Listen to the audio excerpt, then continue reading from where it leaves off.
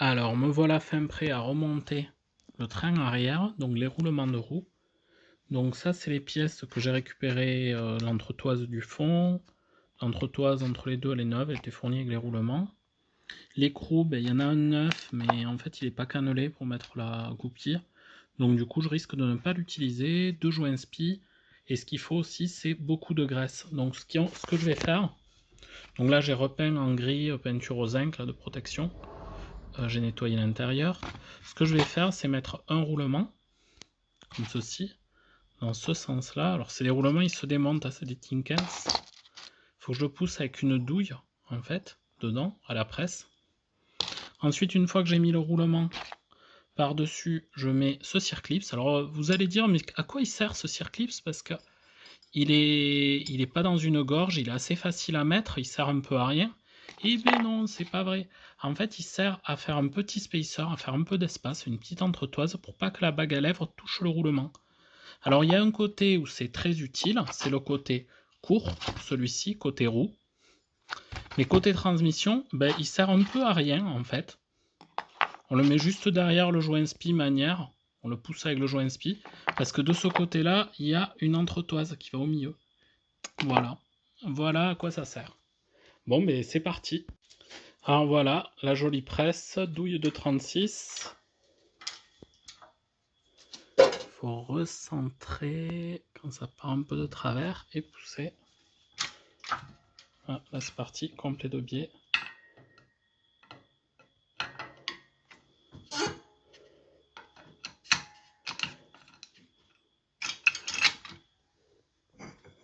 Je vais pousser un peu de l'autre côté, très légèrement.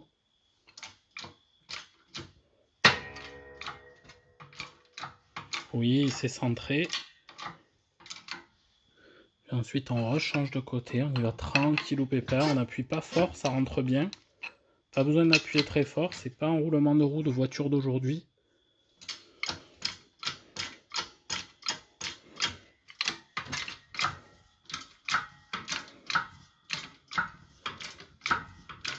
Alors, j'ai mis très peu de graisse pour pouvoir le rentrer tranquille.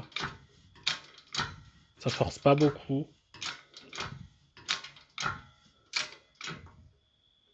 Et là, je pense que je suis en bout. Hop, je défais. Je vais pouvoir récupérer ma douille de 36. Hop, ça n'a rien marqué. C'est très beau.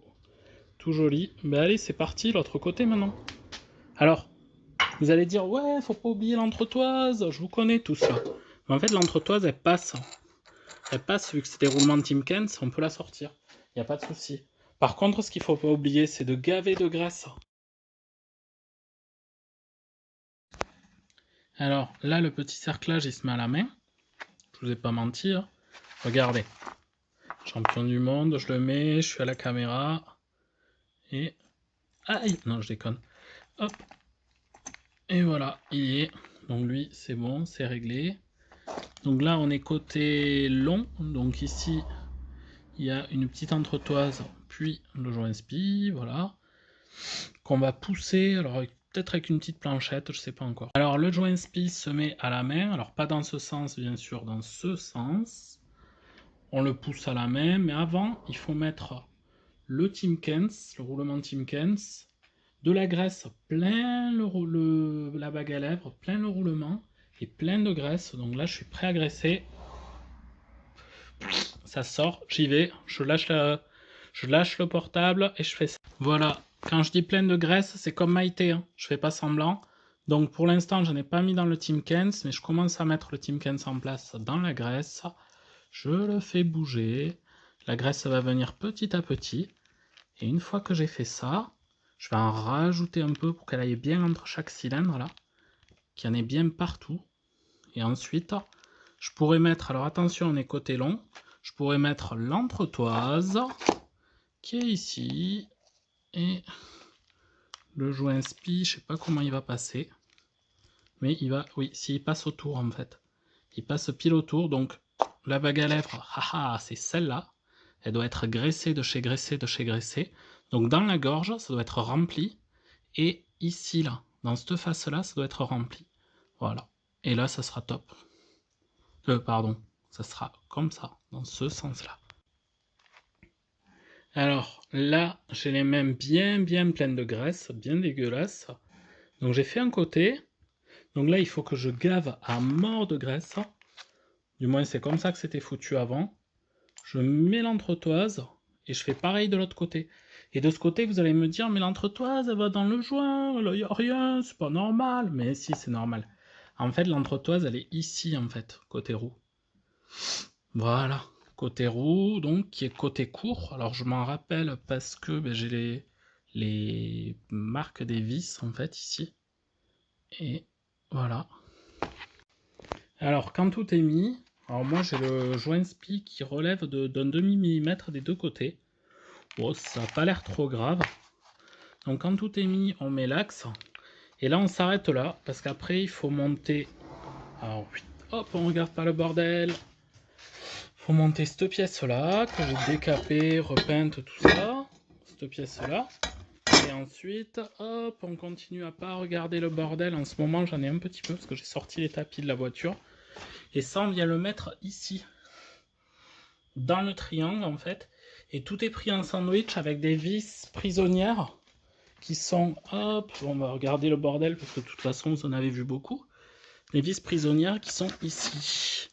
Donc, ils se mettent de chaque côté. Voilà, il faut que je les nettoie. Et qui se vissent dans le système de frein. Et qui prennent tout, elles prennent tout en sandwich, en fait. Voilà. Fin de la vidéo. Ça va être assez facile. Si vous voulez faire cette partie-là, les roulements, c'est franchement assez simple. Une fois qu'on aura mis tout ça, ben, il y a le bibax qui va dessus. Alors, le bibax, pour ceux qui ne savent pas, c'est ça. C'est un flector, en fait. Pour être précis, bibax, c'était une marque. Donc on le met, je crois que c'est dans ce sens, mais ça on verra dans une prochaine vidéo, faut pas être pressé. Oui, c'est dans ce sens, exactement. Schlack, on le met comme ça. Il est cannelé. Bon, celui-là il est tout pourri, je vais mettre du neuf, vous inquiétez pas. Je vais pas, enfin ça dénote quoi. Et même, je veux être tranquille, c'est une pièce d'usure, ça se bouffe vite. Donc ça, faut mettre du neuf et faut prendre de la qualité. Ils sont plus chers, mais ils sont meilleurs. On met ça, une fois que tout est monté dans le triangle. Et après, il reste plus qu'à mettre l'écrou qu'il y a ici, la goupille. Alors quand on serre pas comme un âne. Il faut serrer, alors je ne me rappelle plus, je vais dire une connerie, mais je crois que c'est à 30 Nm. Alors il y en a qui disent on serre à fond, on desserre d'un quart de tour si on n'a pas de clé dynamométrique. Histoire que ça reste bien libre ici. Que ça tourne. Bon, là sur la vidéo c'est un gros file, ça tourne pas. C'est parce qu'il y a beaucoup de graisse, ça tourne. En vrai, ça tourne en fait. Mais il me faut les deux mains, chose que j'ai pas. Alors mes vidéos, elles sont pas très pro. Hein. Je suis pas garage bagnole et rock'n'roll, je suis pas la clé de 13. J'ai aussi une 205 GTI, mais je suis pas la clé de 13. Et après, une fois sur le bibax, je crois qu'il y a cette rondelle qui se met quelque part. Mais pareil, on verra plus tard, parce que là, j'ai pas en tête. Je crois qu'elle se met comme ça. Une fois que c'est fini, une fois qu'on a mis cette rondelle, il y a un petit ressort qui vient ici. Et on vient mettre les cardans avec des vis. Alors j'ai pris des vis neuves pour que ça fasse un peu plus propre. Et voilà, l'embout de cardan prêt à être vissé. Avec la jolie boîte à vitesse que j'avais toute nettoyée. Et j'ai repeint en fait ces parties-là, pareil, à la peinture au zinc. Parce qu'en fait, toutes les pièces de fonderie sur les bagnoles, elles sont pas peintes. Même sur les bagnoles modernes. Les tambours de frein, les grosses pièces comme ça, les étriers de frein. Quand on achète la voiture, ça brille, c'est très beau. 15 jours après, c'est rouillé. Et moi, en fait, j'ai pas envie de ça. J'ai envie d'une jolie auto. Donc voilà. Bon, j'arrête de raconter ma vie. Je clôture la vidéo. La suite, bientôt. Alors, là, j'ai monté tout en place. Donc, pour mettre ces écrous-là, il faut mettre les deux vis prisonnières, là, des deux côtés. Donc, il faut commencer par celle du fond. Mettre l'ensemble au roulement. Donc, si tout est bien monté, la pièce grise, là, vous voyez, elle a une double bague, une sorte de rayure tout le long. Donc, sur ma Fiat, c'est comme ça. Côté long, il y a ça. Donc, si tout va bien, côté long est dedans. Ensuite, voici le joli bibax tout neuf. Donc, le côté qui dépasse un peu, on le met côté roue. Et côté cardan, en fait, il y a cette rondelle de sécurité. Alors, des fois, elle y est, des fois, elle y est pas. Moi, je l'avais, je la remets. J'en ai une de cassée, il faudra que j'en commande une autre. Et ça se remet comme ça avec l'écrou de bloc. Alors nous revoilà le lendemain au soir du jour où j'avais monté les roulements. Donc là j'ai monté suspension, durite de frein, ces triangles là. Celui-là il n'est pas vissé, il me manque un écrou qu'il faut que je cherche partout. Et celui-là il est vissé, bloqué. Donc on peut voir sous la voiture. Hop là. On voit pas grand chose.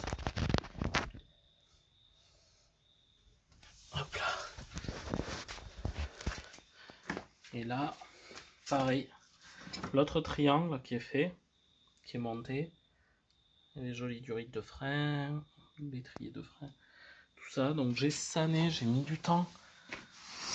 J'ai aussi eu, j'ai passé du framéto sur le plancher, là où il y en avait besoin.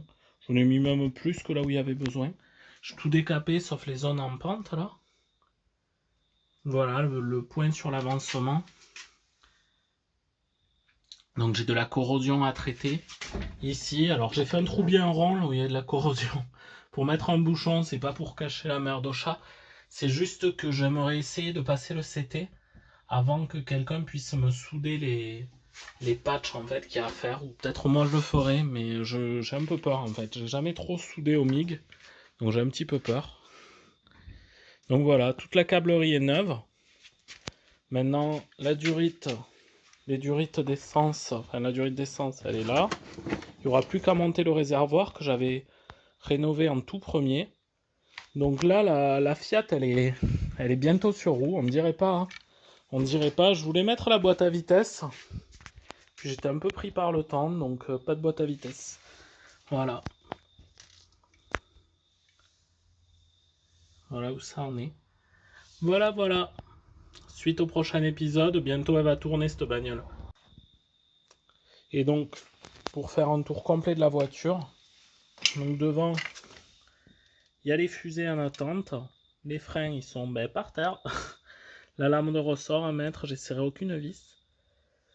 Mais ça sera bientôt prêt. La trianglerie magnifique, c'est du Fiat Original Ricambi. La classe, et tout est neuf.